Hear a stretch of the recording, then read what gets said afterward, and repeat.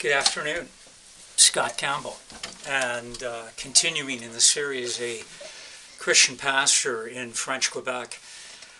In my last video, I just touched on a subject that was not the easiest, which is the person of the Virgin Mary. And, not easy to give in 8 minutes, the depth that I'd like to. But this next subject is not any easier. And it has overlap with some things I think I just briefly mentioned about the Virgin Mary.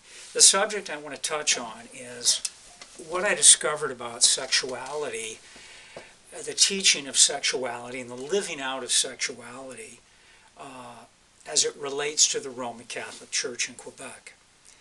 As I said, not an easy topic to deal with. In one of the earliest meetings I had, talking about original sin, talking about our break from God in Genesis 3, a French Quebecer said to me, well, we all know the original sin is sex. Now, obviously, when you hear something like that and you know your Bible, my first reaction was to think almost the person was kidding, but they weren't. They had been taught, as had somehow many Quebecers, that sex was actually the original sin. And out of that, I began to then analyze what was going on in Quebec society with regard to sexuality. I obviously knew that the priesthood and all the monks and the nuns, etc., were celibate, and they were supposed to live a celibate life. That was part of their vow. And in the 80s, there were a lot of articles in the paper, a lot of things on television about terrible, terrible revelations as to what had occurred in the lives or through the lives of these, quote, celibate priests and others, celibate monks, etc. We all know, we've all heard about those throughout, in fact, the Roman Catholic world.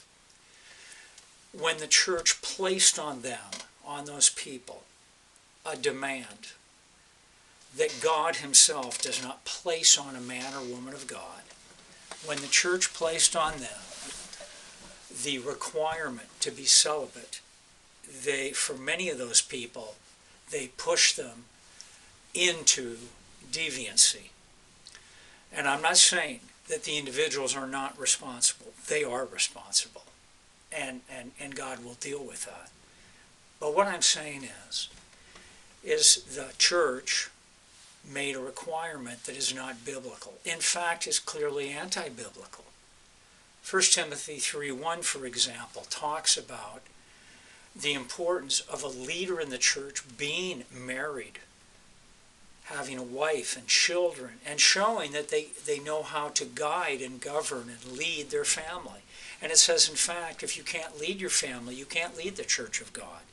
And yet here was a, quote, church spread all over the world that was forcing their leaders to be celibate.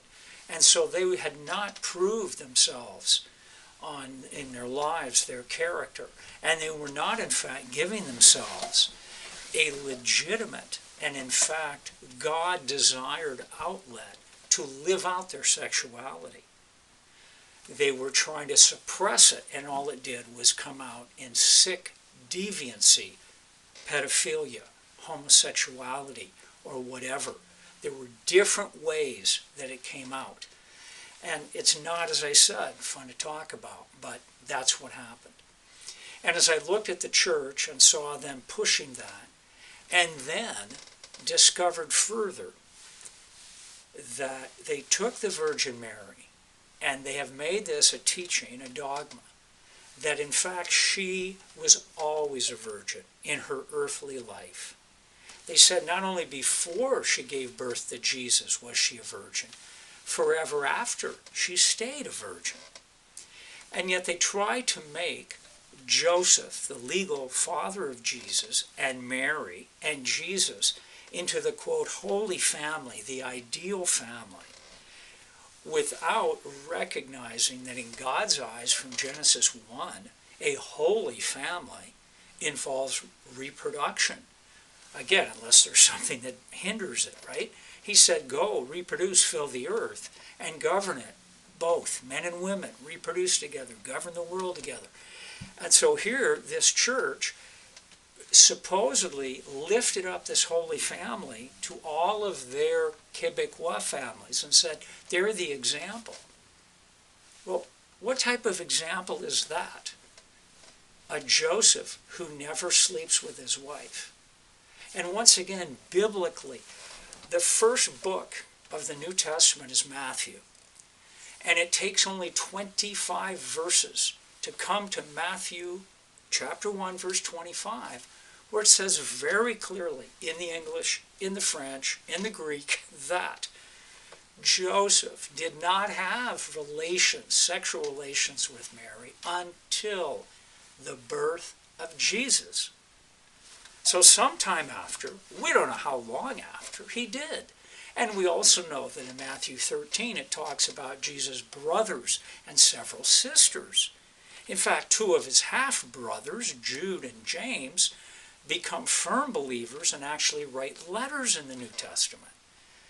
So here again, a church is getting totally away from the Bible and teaching doctrines that are so corrosive and so dangerous and so deleterious. They hurt people.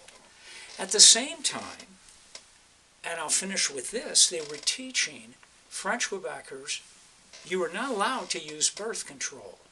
You're not allowed to.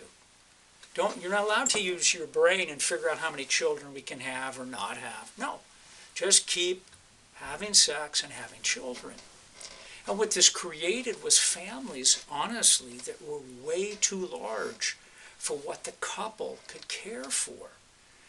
They had very few emotional means to care for 8, 10, 12 children. And these are the numbers in many of the rural families and even in some of the city families. They didn't have much financial means to care for them. And so the church was creating babies, yes, but they were creating children, many of whom were poorly loved. I have to say it. They were poorly loved. And so this whole, where they went with sexuality was truly, truly a negative.